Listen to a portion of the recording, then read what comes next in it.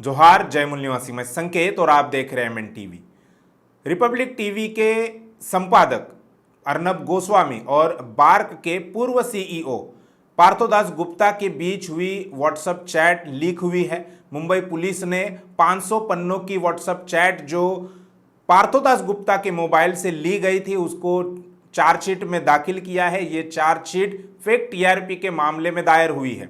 Supplementary chargesheet है, उसमें 500 पन्नों की व्हाट्सएप चैट है। उसको लेकर कई सारा हंगामा हुआ है। उसमें से कुछ जो स्नैपशॉट्स है, कुछ स्क्रीनशॉट्स है, वो लीक हुए हैं, सोशल मीडिया पर बहुत बड़े पैमाने पर वायरल हो रहे हैं और उसी को लेकर कई सारे खुलासे भी हो रहे हैं। जिसमें से एक खुलासा यह है कि पुलवामा जो हमला हुआ उसके बाद भारतीय वायुसेना ने पाकिस्तान के बालाकोट पर जो एयर स्ट्राइक किया था वो उस एयर स्ट्राइक के बारे में अर्नब गोस्वामी को 3-4 दिन पहले ही जानकारी मिल गई थी। यानी 3-4 दिन पहले उन्होंने पार्थोदास गुप्ता से इसका जिक्र किया था।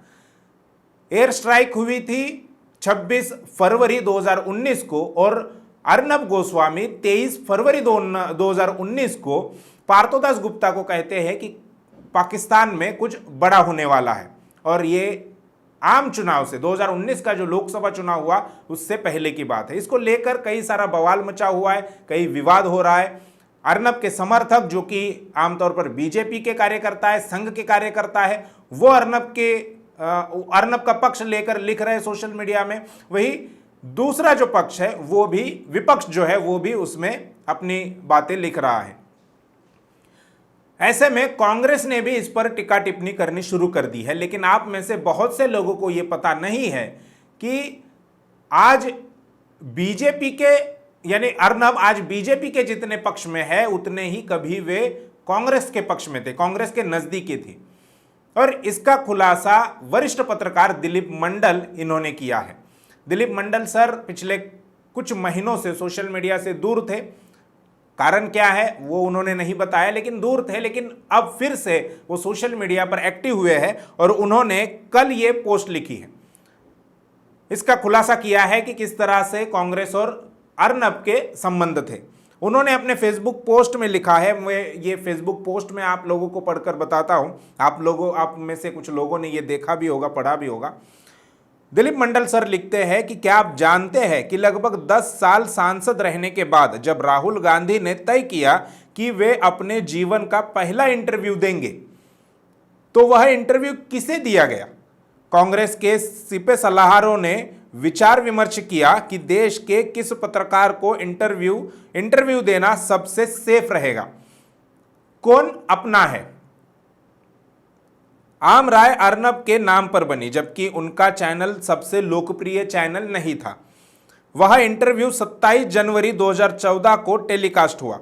अर्नब ने वह इंटरव्यू जितनी विनम्रता से लिया वह अपने आप में एक मिसाल है। क्योंकि आमतौर पर अर्नब गोस्वामी अगर किसी का इंटरव्यू करते हैं या टीवी डिबेट में आपने देखा होगा कि उनमें विनम्रता नाम की कोई चीज मौजूद नहीं है। लेकिन दिलीप मंडल सर लिखते हैं कि अर्नब ने वह इंटरव्यू, यानी राहुल गांधी का इंटरव्यू जितनी विनम्रता से लिया वह अपने आप में एक मिसाल है। भारत में सत्ता कैसे काम करती है उसका उदाहरण अर्नब है। उसके परिवार में सीपीआई भी है, कांग्रेस भी है, बीजेपी भी है। वह दक्षिण भी है और वाम भी है। वह खास भी है और आम भी है। सरकारें आती जाती रहती है। अर्नब गोस्वामी, भट्टाचार्य, बाबुओं की सत्ता कायम रहती है। तो बीजेपी के पक्ष में या बीजेपी के करीबी माने जाने वाले अर्नब गोस्वामी केवल बीजेपी के ही करीबी नहीं है, पहले वे कांग्रेस के करीबी थे, कांग्रेस के पक्ष में थे। राहुल गांधी का उन्होंने इंटरव्यू बहुत ही विनम्रता से लिया। विनम्रता से कहने का मकसद यह है यहां पर कि कोई भी काउंटर सवाल या राहुल गांधी को फंसाने वाला सवाल, राहुल गांधी की मुश्किलें बढ़ाने वाला सवाल अर्नब गोस्वामी ने नहीं पूछा। जैसे उन्होंने नरेंद्र मोदी जी का इंटरव्यू किया, नरेंद्र मोदी जी को कहीं पर भी मुश्किलें बढ़े ऐसे सवाल नहीं पूछे, वैसे ही सवाल राहुल गांधी से पूछे हैं। तो ये सत्ता का नेक्सस है।